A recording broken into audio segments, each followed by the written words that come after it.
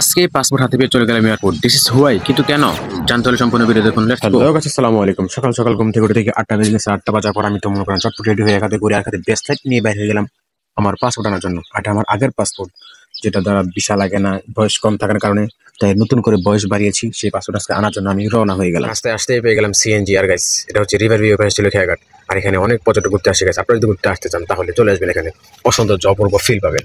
আর guys, location হচ্ছে দোয়াবাঙ্গা থেকে কালীবাড়িতে আসার পর সিএনজিকে বলবেন ভাই খেয়াঘাট যাবো, তাহলে আপনাকে নিয়ে আসবে মাত্র 20 টাকায়। আর গাইস, দ্বিতীয় সিএনজিতে উঠার পর দীর্ঘ সময় বসে রয়েছে। আমার মাথা রাতা চান্দি গরম হয়ে গেছে। সিএনজিও ছাড়তেছে না যাত্রীর কারণে, যাত্রী পাচ্ছে না, তাই গাড়ি ছাড়তেছে না। এমনিতে আমি অনেক লেট করে ফেলছি, আল্লাহ জানে ওইখানে মানুষ কি পরিমাণে আছে। তারপর আর কি ধৈর্য ধরে বসে রইলাম। আর গাইস, অনেকক্ষণ বসে থাকার পর সিএনজিটা অলরেডি ছেড়ে দিয়েছে। গাইস, আপনাদের একটা কাহিনী বলি, যেটা আজকে ঘটে গিয়েছে। কাহিনীটা হচ্ছে সিএনজি ড্রাইভার যাওয়ার সময় একটা সিট খালি ছিল, ঠিক আছে। খালি থাকা একটা যাত্রী পাইছে। যাত্রীটা বলতেছে ভাই ভাড়া 25 টাকা, ড্রাইভার বলতেছে ভাড়া 30 টাকা। তো ওই লোকটা 30 টাকা রাজি হয় নাই, আর সিএনজি ড্রাইভারও 25 টাকা রাজি হয় না। তো আমার কথা হচ্ছে রাজি না, ঠিক আছে ভালো কথা, কিন্তু শেষ পর্যন্ত গাড়িটা খালি গেছে একটা সিট। তো এখন উনি যদি 25 টাকা ওই ড্রাইভারকে নিয়ে নিত, তাহলে কি আর উনি লস হতো? গাড়িটা এমনি খালি গেছে, ব্যাপারটা চিন্তা না।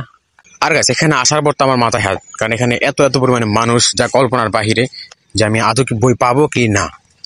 আগেরবার যখন আসছিলাম গাইস, মানুষের কারণে আমার বই নিতে নিতে সন্ধ্যা হয়ে গেছিল। আর আজকেও তো প্রচুর মানুষ, এত বড় সিরিয়াল, আর এখানে কাজ করে খুব আস্তে আস্তে। আর গাইস, দীর্ঘ সময় অপেক্ষা করার পর আমি পেয়ে গেলাম আমার পাসপোর্ট।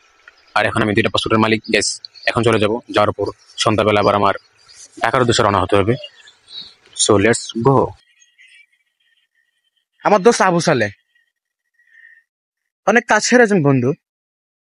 আমার একটা ক্যামেরাম্যান নাই, একটা ছোট্ট শটলমু, তাই ক্যামেরাম্যান নিয়ে এসে এখানে। আমার বন্ধু ক্যামেরা ধরবে, আমি ভিডিও করবো।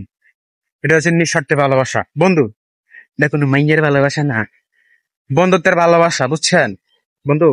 কিছু কবি ইয়ারকম তুই আর আমি মিলে যাইতেছিস আমাদের ফ্লাইট। আচ্ছা, আমরা যাইতেছি, তো guys, বাংলাদেশ সাইড দিতেছি। আপনারা বন্ধু হাজার হাজার বানানোর কোন দরকার নেই। বন্ধুর মতো বন্ধু একজন বানাবেন, যাতে সবসময় পাশে থাকে, নিঃস্বার্থে ভালোবাসে, আপনার আপদে বিপদে খুশিতে, মানে এভরিথিং সব কিছুতেই পাশে থাকে, ঠিক আছে? আর বাকি সব এমনি পরিচিত থাকবে আর কি, কারণ হাঁটা চলায় কাজের ক্ষেত্রে অনেক পরিচিত হয়, সবাই বন্ধু হয় না। আর গাইস, ভিডিওর এই পার্টটা অনেকটা ব্লার হয়েছিল, কারণ এটা ব্যাক ক্যামেরা ভিডিও করছে, আমরা দেখি নাই, খেয়াল করি নাই। পরে দেখছি যে ভিডিওটা ব্লার হয়ে গেছে। আর এর মধ্যে একটা ঘটনা ঘটেছে, আমার বন্ধুর হাত থেকে ফোনটা পড়ে যায়।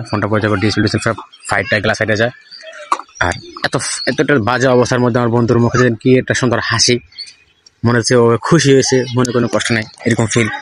আর গাইস, ঢাকা উদ্দেশ্যে রওনা হওয়ার পর দীর্ঘ সময় পাড়ি দেওয়ার পর আমরা চলে আসলাম দাউদকান্দি ব্রিজের উপর। আর গাইস, রাতের বেলা ব্রিজের ভিউটা অস্থির লেভেলে ছিল, চারদিকে লাইট, এই কারণে দীর্ঘ সময় জমে থাকার পরও আমরা গাইস চলে আসলাম অবশেষে শাহজালাল আন্তর্জাতিক বিমানবন্দরে। আর গাইস, বিমানবন্দরে আসছি আমরা একটা কারণে। আমার আঙ্কেল আসছে দেশের বাইরে থেকে, মালয়েশিয়া থেকে। আঙ্কেল আসার কথা ছিল গত পরশুদিন, ফ্লাইট ক্যান্সেল হওয়াতে আবার আজকে ফ্লাইট হয়েছে, তাই আমরা আজকে আসছি। তাই পাসপোর্ট হাতে পাওয়ার পর বিমানবন্দরে চলে এসেছি আঙ্কেলকে নেওয়ার জন্য। আঙ্কেল দাঁড়িয়ে আছে, আমরা এখন ভিতরে গিয়ে আঙ্কেলকে রিসিভ করব। আর এখানে এমন কিছু ফুটেজ ছিল যেগুলো দিতে পারি নাই। ফুটেজগুলো হচ্ছে আমার আন্টির মেয়ে, ওনারা ছিল ভিডিওতে, তাই ওইগুলো আমি ভিডিওতে শো করাই নাই, ভিডিওগুলো রাখি নাই। আর গাইস, সারা রাত জার্নি করে সকালবেলা আন্টির বাসায় আসলাম। আন্টির বাসায় আসার পর ঘুমাইছি। ঘুম থেকে উঠলাম 12টার দিকে, উঠে নাস্তা করে আবার বাড়ির উদ্দেশ্যে রওনা হয়ে চলে এলাম। এখন আমার শরীরের অবস্থা পুরাই টাইট, কারণ গত 24টা ঘন্টা আমি শুধু জার্নির উপর ছিলাম। এখন বাসায় যেহেতু আবার ঘুমাতে হবে। সো গাইস, আজকে এই পর্যন্তই। ভালো থাকবেন সবাই, আল্লাহ হাফেজ। সাবস্ক্রাইব করে দেবেন প্লিজ।